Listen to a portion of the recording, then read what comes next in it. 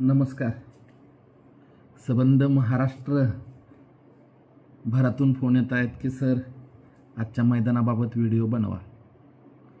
मग ठरवलं चला आजच्या मैदानाबाबत व्हिडिओ बनवूच, कारण आज दिवसभर खूप कंटाळा आला होता आणि कारण खूप व्यस्त होतं. सकाळपासून मैदानात होतो आणि आत्ता मैदानातून चाललेला आहे, त्याच्यामुळे थोडासा आवाजसुद्धा बसलेला आहे, समजून घ्या. बघा, आजच्या व्हिडिओला सुरुवात करतो. सर्वप्रथम आज सर्जानं आपलं अस्तित्व सिद्ध केलं, कारण खऱ्या अर्थानं आजची लढाई सर्जाच्या अस्तित्वाची लढाई होती आणि त्या अस्तित्वाच्या लढाईमध्ये त्यानं खरंच बाजी मारली.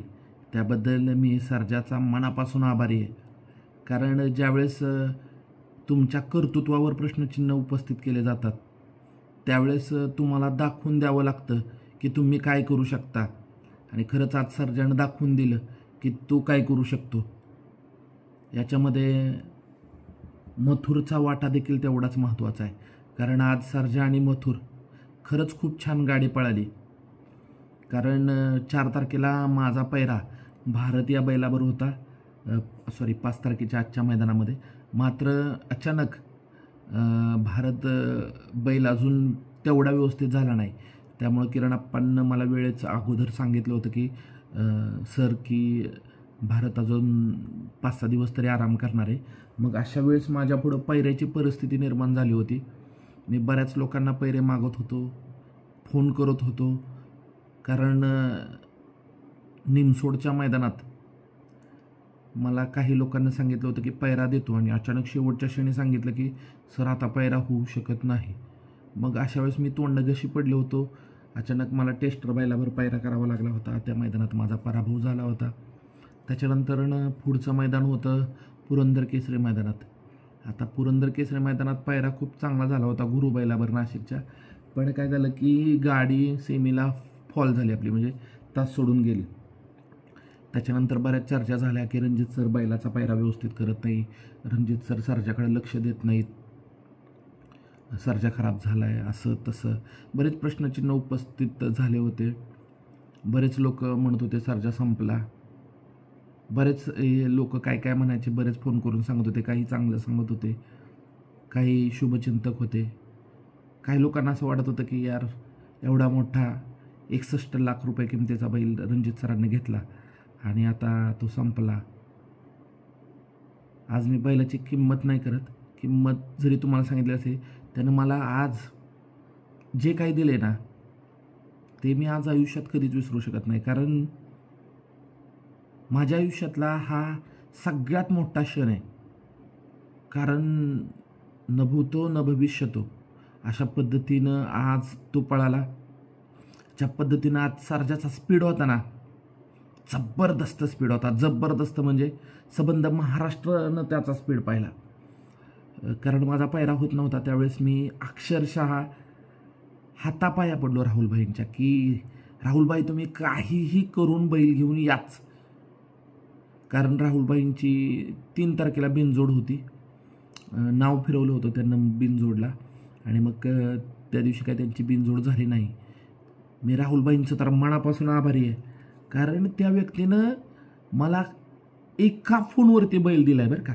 एका फोनवरती मी काय लोकांना जवळजवळ 25 मिस कॉल केले, माझे फोन उचलले नाहीत. काय लोकांनी सांगितलं सर तुम्ही पैऱ्याचं बघा, आम्ही काय तुमच्यावर पैरा करू शकत नाही. आमचे पुढच्या 15 मैदानाचे पैरे झालेले आहेत. आता मैदानाच्या तारखा पण नाहीत पडल्या तरी काय लोकांचे पैरे झालेले आहेत. मी अक्षरशः वैतागून गेलो होतो.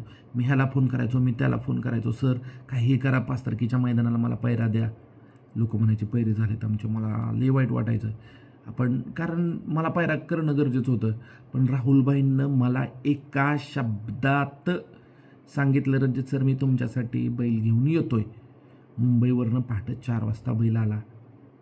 खऱ्या अर्थानं राहुलभाईंचा मी मनापासून ऋणी आहे की त्यांनी मला मथुर दिला. मथुर पण उत्तमच पळाला. ज्या पद्धतीनं मथुर खालून पळून येत होता ना तुफान स्पीडनं, आज काय झालं होतं मथुरला आणि सर्जाला मला काही कळालंच नाही. कारण ज्या पद्धतीनं गाडी पळत होती ना, डोळ्याचं पारणं फेडणारी गाडी पळत होती. अक्षरशः गटाला तर गाडी 5 ते 6 टांग्यानं लागली आणि सेमीला पण खूप सुंदर गाडी पळाली आणि फायनलला अपेक्षेप्रमाणे गाडी पळालीच. त्याबद्दल मी मथुर आणि सर्जाचं मनापासून आभारी आहे. कारण ही गाडी आता इथून पुढं कायमस्वरूपी पळेल. बहुधा तुम्हाला 9 तारखेच्या मैदानामध्ये ही गाडी पुन्हा एकदा पळताना दिसू शकते. त्याच्यामुळं 9 तारखेला जे मैदान आहे त्या मैदानात ही गाडी पुन्हा एकदा पळताना दिसेल.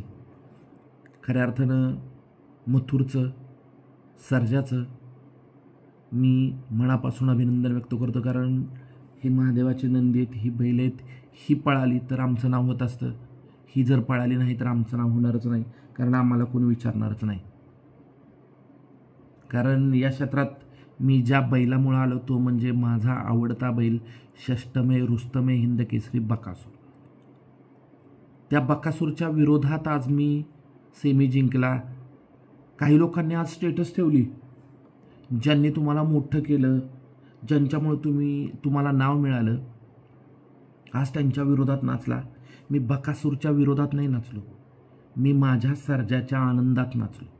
अरे माझा बैल जिंकलाय म्हटल्यानंतर मला आनंद होणारच ना. मी बकासूरच्या पराभवाला नाचलो नाही. मला बकासूरचा पराभव झाला याबाबत वाईट वाटलंच. शेवटी तो पण एक नंदी आहे. पण मला गेल्या काही दिवसामध्ये किती त्रास झाला याची विचारणा कोणी केली का रे? मला असं वाटत नाही का माझा बैल बकासूरसोबत पळावा? अरे मला कधीही तयारी आहे माझी. उद्या म्हटलं ना तुम्ही 7 तारखेच्या मैदानात पळव तरी मी पळवेल, 9 तारखेच्या मैदानात पळव म्हणाला तरी पळवेल. का तर तो माझा लाडका बैल आहे, माझ्या काळजाचा तुकडा आहे. पण बकासूरचे पैरे झालेले असतात, त्याच्यामुळे मी प्रत्येक वेळेस बकासूरला नाही पळवू शकत. आणि बकासूरवाल्यांनी जर मला पैरा दिला नाही तर मी कसा पळवेल? जर बकासूरच्या पैऱ्याबाबत सर्व निर्णय हे त्यांचे मालक घेत असतात. मी सर्जाचा मालक आहे रे, मी कधीही सर्जा बकासूरला देईल. पण जर त्यांनी मला बकासूर दिला नाही तर तो पैरा जुळेल का? नाही. त्याच्यामुळं सबंध महाराष्ट्रातील या प्रेक्षकांना माझी विनंती आहे की बकासूर आणि सर्जा याच्यामध्ये काहीच वाद नाही. मात्र जर बकासूर आणि सर्जाचा पैरा व्हायचा असेल तरी दोन्ही मालकांचं संगनमत होणं गरजेचं आहे. मी या सोशल मीडियाच्या माध्यमातून सुद्धा सांगू इच्छितो की मी तुम्हाला बकासूरला सर्जा कधीही देईल, पण जर ते संगनमतच झालं नाही, विचारांची देवाणघेवाण झाली नाही तर ते कसं होईल?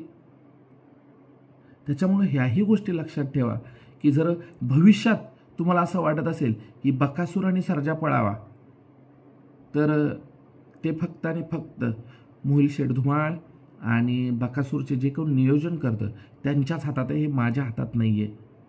माझी इच्छा आहे, टाळी दोन्ही हातानं वाजत असते, एका हातानं टाळी कधीच वाजणार नाही. त्याच्यामुळे जर ह्या दोन्ही टाळ्या एकत्र यायच्या असतील तर दोन्ही बाजूंच्या दोघांनी कुठंतरी विचार करणं गरजेचं आहे. माझा विचार स्पष्ट आहे. मला कधीही म्हटले बकासूरसोबत गाडी पळवा, पळवेल. मात्र जर त्या दिवशी मला राहुलभाईंना सांगितलं की आज आपली गाडी पळवायची तर मी राहुलबाईंच्या शब्दांना नाही म्हणू शकणार नाही. कारण या माणसानं मला माझ्या अडचणीच्या काळात, पडत्या काळात मथुर दिलाय. जो माणूस माझ्या अडचणीच्या काळात माझ्यासोबत उभा राहिला त्या माणसाला मी कसं विसरू? त्याच्यामुळं ज्यावेळेस राहुलबाई म्हणतील की आज सर्जा आणि मथुर पाळणार नाहीत, त्यावेळेस जर कधी वाटलं भविष्यात की त्या दिवशी बकासूरला पळायचं आहे किंवा मला बकासूरसोबत पळायचं आहे तर मी विचारणा करेल. मी तर बकासूरसोबत पळायला कधीही तयार आहे. मात्र जर पुढचेच तयार होत नसतील तर मी त्याला काही करू शकत नाही, कारण त्यांचं नियोजन झालेलं असतं. त्याच्यामुळे लक्षात घ्या की हा प्रश्न संबंध महाराष्ट्रातील व्यक्तींना माझं सांगणं आहे की त्याचबरोबर जे काही सर्जा फॉलोअर्स असतील, फॅन्स असतील, बकासूर फॅन्स असतील, हे प्रश्न मला विचारू नका सारखे सारखे की बकासूर सर्जा का पळत नाही, निंबाळकर सर खूप पैसेवाला माणूस आहे, त्याच्याकडे खूप पैसा आहे, तो काहीही करू शकतो. अगदी मी सर्वसामान्य माणूस आहे, खूप माझ्याकडे पैसा आहे असं अजिबात नाही. काही लोकांकडे इतका पैसा त्याच्या 0.1% सुद्धा माझ्याकडे पैसा नाही. पण मी मोकळ्या मनाचा माणूस आहे, जे काय आहे ते बोलतो. अजून काही प्रश्न आहेत. पुढचा प्रश्न, विठ्ठल ड्रायव्हर गाडीवर का बसत नाही? बघा, मी कालच्याच व्हिडिओमध्ये सांगितलं होतं की विठ्ठल ड्रायव्हर बकासूरच्या गाडीवर का बसत नाही हा प्रश्न मला विचारू नका, कारण विठ्ठल नानांसारखा प्रामाणिक माणूस मी माझ्या आयुष्यात बघितला नाही. अहो, विठ्ठल नाना गेली 25 ते 30 वर्ष बैलगाडा चालवत आहेत. महाराष्ट्रातले उत्कृष्ट बैलगाडा चालक म्हणून त्यांच्याकडे पाहिलं जातं. अरे, आपली वय पण नाही तेवढा त्यांच्या पाठीशी अनुभव आहे. वाईट वाटतं हो त्यांच्याविषयी असं कोण बोलतं. मी नाव घेत नाही. एक फोन कॉल रेकॉर्डिंग माझ्याकडे आली. मी तुम्हाला माहिती मी वास्तव सत्यावर नाही, प्रत्यक्ष पुराव्यानिशी बोलतो. काल काल कॉल रेकॉर्डिंग एक माझ्याकडे आलं आणि त्या कॉल रेकॉर्डिंगमध्ये एक बैलगाडा मालक असं म्हणत होता की विठ्ठल नानांपेक्षा XYZ ड्रायव्हर खूप चांगली गाडी आणतो. अरे, त्या ड्रायव्हरचं वय पण नाही, तेवढा अनुभव त्या विठ्ठल नानांचा आहे. मी कोणाच्या कर्तृत्वावर शंका घेतो आहे असं अजिबात नाही. मात्र नानांकडं पण काही स्किल आहेत रे. गेली 25-30 वर्ष या महाराष्ट्रातले सगळे टॉपचे बैल चालवलेत त्यांना. आज ते बैलगाडा चालवायला लागले तसं नाही. ते खूप वर्ष झालं चालवत आहेत आणि खूप नाव आहे त्यांचं. आज कोण्या एका बैलामुळे त्यांचं नाव झालं नाही.